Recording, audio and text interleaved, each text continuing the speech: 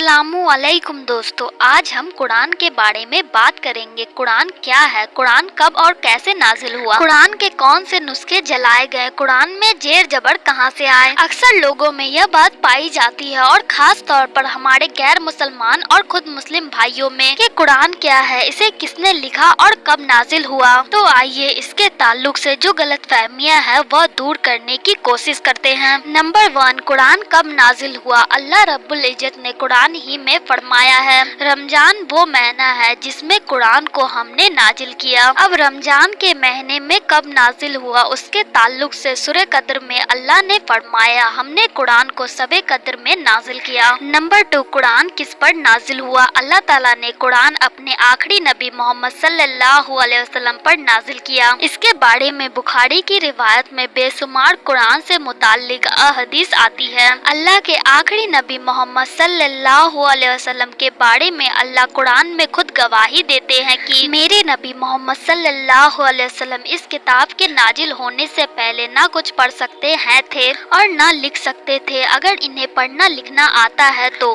काफिर कहते हैं कि नबी ने खुद कुरान बना लिया। तो यह बात वजह थी कि नबी सल्लल्लाहु अलैहि वसल्लम को पढ़ना लिखना नहीं जानते थे। इंसाइक्लोपीडिया ब्रिटानिका भी इसकी गवाही देते हैं कि जितनी तारीखी हवाले मिलती है उसमें यही मालूम होता है कि नबी सल्लल्लाहु अलैहि वसल्लम को पढ़ना लिखना नहीं आता था, लेकिन हाँ जब कुरान नाजिल हुआ तो वो कुरान पढ़ सकते थे। नंबर 3, कुरान कैसे नाजिल हुआ। अल्लाह के नबी मोहम्मद सल्लल्लाहु अलैहि वसल्लम फरमाते हैं, जिब्राइल अलैहिस्सलाम को अल्लाह ताला जब कभी हुक्म देते तब जिब्राइल अलैहिस्सलाम कुरान की आयतें लेकर मेरे पास आते हैं। आज अक्सर हम में एक गलतफहमी है कि कुरान 30 पाड़ों में नाजिल हुआ। याद रखो, पाड़ा कोई चीज नहीं होती क्योंकि अरबी में पा नहीं आता, ये उर्दू और फारसी लफ्ज है। तो जो 114 सूरह है इनको अल्लाह ताला ने 23 साल नबी सल्लल्लाहु अलैहि वसल्लम की हयात में अलग अलग मौके पर थोड़ी थोड़ी आयतें करके नाजिल फरमाया। जिब्राइल अलैहिस्सलाम आते आप पर आयतें नाजिल करते, आपको याद करवाते। इसके बारे में कुरान में ही अल्लाह ने फरमाया, ऐ मेरे नबी इसकी तिलावत में जल्दबाजी से अपनी जुबान मत फेरिए, हम आपको इसकी किरात करवाएंगे, इसके माने समझाएंगे और इसे जमा करके आपको दे देंगे। तो नबी सल्लल्लाहु अलैहि वसल्लम को जिब्राइल अलैहिस्सलाम के जरिए अल्लाह रब्बुल इज्जत कुरान की आयतें सिखाते हैं। फिर एक रमजान से अगले साल के रमजान तक जितना कुरान नबी सल्लल्लाहु अलैहि वसल्लम पर नाजिल हो जाता उतना पूरा हिस्सा जिब्राइल अलैहिस्सलाम आपसे बार बार सुनते ताकि हिफ्स अच्छा हो जाए। कुरान का जितना हिस्सा जो नबी सल्लल्लाहु अलैहि वसल्लम पर नाजिल होता उतना आप सहाबा को कहते।